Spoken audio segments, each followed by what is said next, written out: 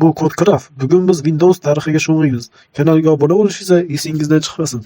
1985-yil Windows birinchi versiya oddiy interfeys, lekin katta qadam.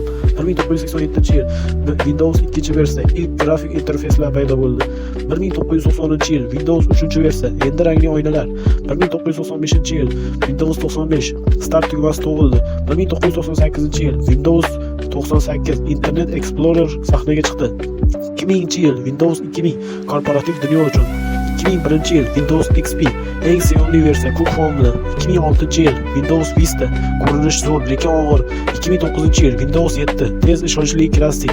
2012-yil Windows 8 Metro interface hamma hayron. 2015-yil Windows 10 hamma uchun universal platforma. 2021-yil Windows 11 minimalizm, zamonaviy dizayn. Qaysi Windows sizning bolaligingizga to'g'ri keladi? Kommentda yozing. Obuna bo'ling va texnologiya tarixini birga o'rganamiz.